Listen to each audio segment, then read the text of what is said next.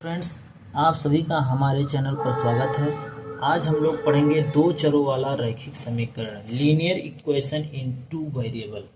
दो चरों वाला रैखिक समीकरण a x plus b y plus c equal to 0 या a x plus b y बराबर डी, जहाँ ए बी सी तथा डी अचर राशियाँ। अचर राशि वही राशियाँ होती हैं जिनका मान हमें ज्ञात होता है, तथा a equal to not zero and b equal to not zero, यानी a और b का मान जीरो नहीं होना चाहिए।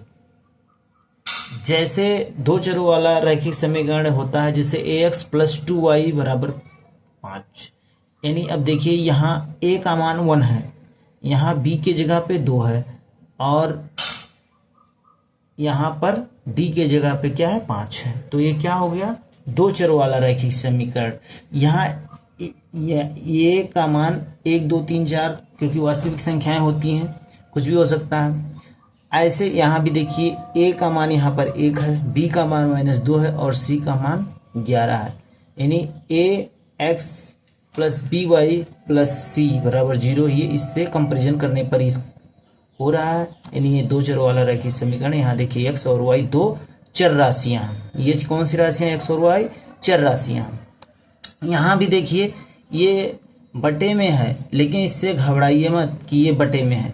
इसको आप 2 से पूरे समीकरण में आप गुणा करके इसको 2 खत्म कर सकते हैं, तो ये भी समीकरण बन जाएगा इसी की तरह कुछ।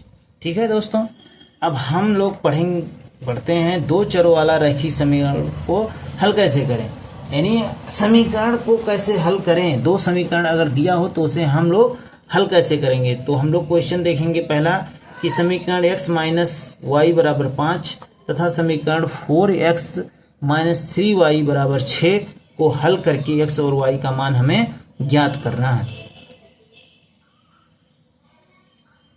तो देखिए पहले तो हम समीकरण लिख लेते हैं x माइनस वाई बराबर 5, समीकरण नंबर 1 इसको मान लीजिए, और 4x minus 3y is equal to 6, तो और इसे समीकरण 2 मान लीजिए।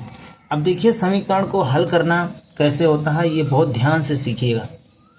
अब देखिए यहाँ पर 4x है और यहाँ पर 1x है। अगर इस समीकरण में 4 से गुणा करा दीजिए पूरे समीकरण में, तो कोई इफेक्ट नहीं पड़ेगा, क्योंकि सारे में गुणा कराएंगे तो समीकरण में कोई इफेक्ट नहीं पड़ता है। तो यहाँ पर क्या हो, 4x हो जाएगा, उसके बाद जब घटा देंगे तो x कट के y का मान आ जाएगा। इस तरह से आपका मान हल हो सकता है। तो देखिए क्या करते हैं, यहाँ लिखिए कि समीकरण 1 में 4 से गुणा करने पर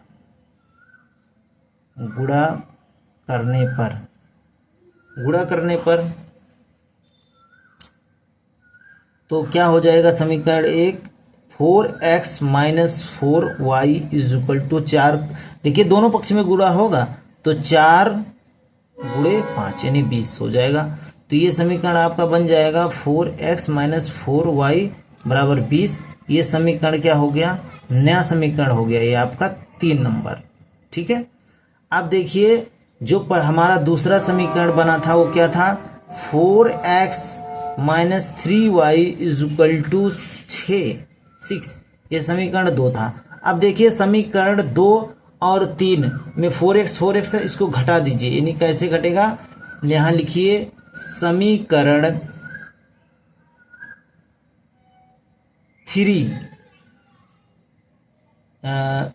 3 माइनस समीकरण 2, यानी समीकरण 3 में से 2 को घटाना है, तो बाएं पक्ष को बाएं पक्ष में घटाइए, दाएं पक्ष को दाएं पक्ष में घटाइए। तो देखिए जब घटाते हैं तो घटाने का रूल क्या होता है, आप सीख लीजिए, बहुत ध्यान से सीखिएगा, हमेशा कार्य करेगा। देखिए 4x माइनस 4y बराबर 20 और यहाँ 4x माइनस 3y बराबर 6। अब देखिए यहाँ माइनस, क्योंकि समीकरण 2 में ही माइनस कर रहे हैं, तो यहाँ माइनस का जब माइनस करेंगे, माइनस का गुणा कराएंगे सब में, यानी माइनस होगा, तो ये क्या हो जाएगा, ये आपका क्या हो जाएगा, ये प्लस हो जाएगा और यहाँ माइनस हो जाएगा। तो ये माइनस और प्लस क्या होता है, 0 हो जाएगा, तो ये कट जाएगा, यहाँ प्लस हो जाएगा, यहाँ माइनस हो जाएगा। तो क्या होगा कि माइनस प्लस 3y में के माइनस 4y घटेगा तो माइनस y आएगा। और यहाँ पर देखिए माइनस 20 में से माइनस 6 घटेगा, यहाँ 14 आएगा। तो यानी y का मान आपका कितना आ गया, यानी y का मान आपका आ गया -14, क्योंकि माइनस इधर भेज देंगे। ठीक है फ्रेंड्स, अब देखिए यही y का मान किसी समीकरण में आप रख देंगे तो आपका x का मान आ जाएगा। किसी भी समीकरण में आप रख दीजिए तो आपका x का मान आ जाएगा। तो यहाँ लिखिए कि y का मान समीकरण, किसी समीकरण में रख दीजिए आ जाएगा। समीकरण 1 में रख लीजिए, आसान है। y का मान समीकरण 1 में रखने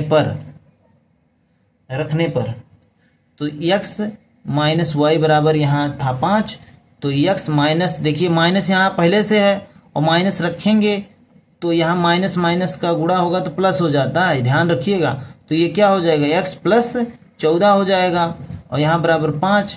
तो अब देखिए क्या होगा कि आप x को यहाँ रोक लेंगे, इसको इधर भेजेंगे तो 5 माइनस 14, तो 14 में से 5 घटाएंगे तो कितना आ जाएगा, -9। तो x का मान कितना आ जाएगा, -9।